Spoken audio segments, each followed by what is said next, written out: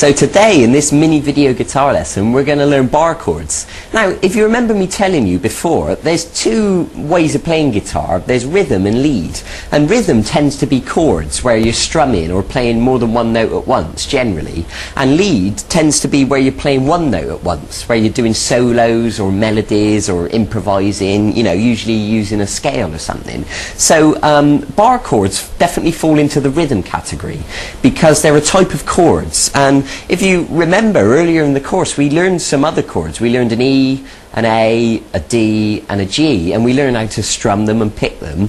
And we also learn power chords, which are when we just hold down these two notes at once. So I hope you've had a chance to practice all that, and I hope you've really memorized it all and you can play it easily now. Now bar chords are like a cross between the two, because in the same way that we move power chords around, we're going to move the bar chords around, but it does involve strumming all the strings usually. So let me stop talking about it and let me just give you an example of what these bar chords look like.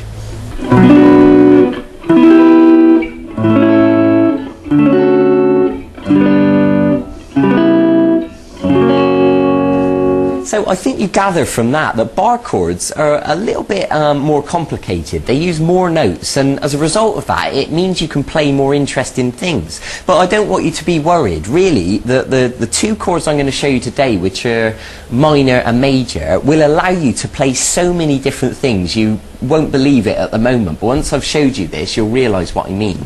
So the first thing I want you to do is to take your first finger and put a bar on, and what that means is to hold down all the strings flat, and we're going to do it at fret 7.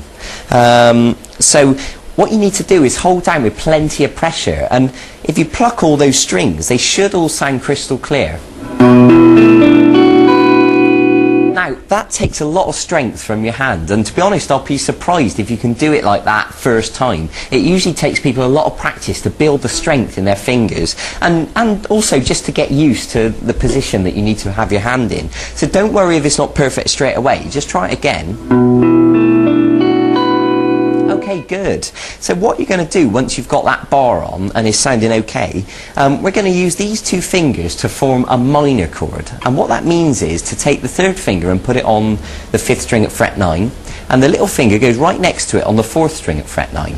So now you can also look at the chord chart next to me if you just want to clarify that. So I'm going to strum all the strings again.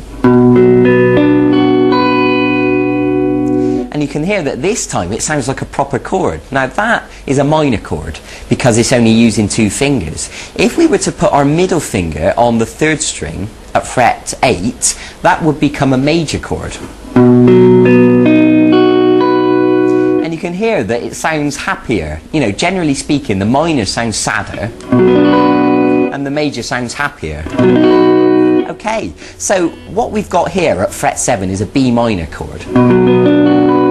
And it's B minor because it's at fret 7. If we were to move our bar down 2 frets, so the bar's now at fret 5, and we were to do a major chord like this, that would now be an A shape because fret 5 is an A.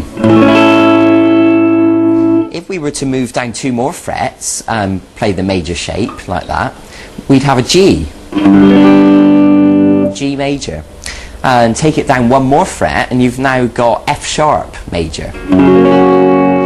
So let me just play that again because I want to make it really clear to you exactly what I'm doing. This first shape is at fret 7 with the bar, and we're just using 2 fingers, and so that means it's a B minor because B is fret 7 and 2 fingers is minor. Move it down to fret 5, which is now an A. And we're going to include the middle finger, and that makes it a major. So we don't have to say major, you can just say A, or you can say A major if you want to. And now we're going to move it down 2 more frets to G major, and then 1 more fret to F sharp major. Okay, now just hold on 1 second. I understand that these bar chords are quite an advanced thing. They're very tricky. It takes a lot of strength from your fingers and it takes a lot of getting used to. So I don't want you to be worried if you can't play it perfectly straight away. What I suggest you do is pause the video or watch it again from the start if you need to, just to clarify what to do. And take your time and be really patient with yourself. There's no rush to get it right. I can promise you I didn't learn to play bar chords instantly. It took me weeks and weeks of practice to get it sounding smooth. smooth, okay? So I just want you to understand that, so because I don't want you to get frustrated while you're practicing. So let's try strumming 4 times on each one of those chords. So B minor, A major, G major, F sharp major.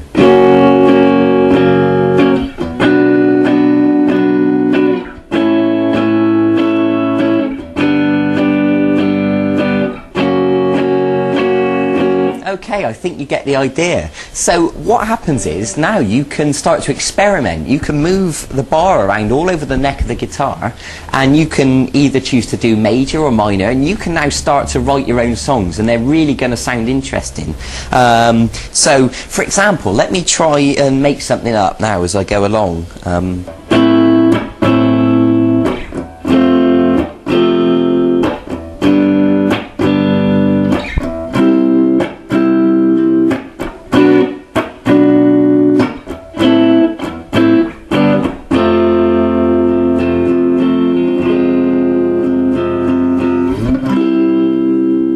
Okay, that was just a few chords. I was making it up as I went along. You know, it's nothing special, but I think you get the idea that if you sat there and experimented and moved around, and you could find chord sequences that sounded brilliant, then you're a songwriter. So congratulations, it really is that simple. Okay, so like I said, I'll say it again, these bar chords are quite advanced. I suggest you watch this video a few times, really get used to it, really practice it. Your fingers will ache, okay, but it'll be so worth it in the end, because this will allow you to play so many different songs just by simply moving this bar around. It really is that simple. So congratulations, I'm really glad you've got this far, and I hope you appreciate the fact that I've given you a variety of different things, different techniques to learn. You know, we've been doing lead guitar, we've learned scales, hammer-ons, pull-offs, we've done power chords, you know, now we've done bar chords, we've done finger picking, strumming patterns. I hope you're really getting into it, and I hope you're looking forward to the point where you know all this stuff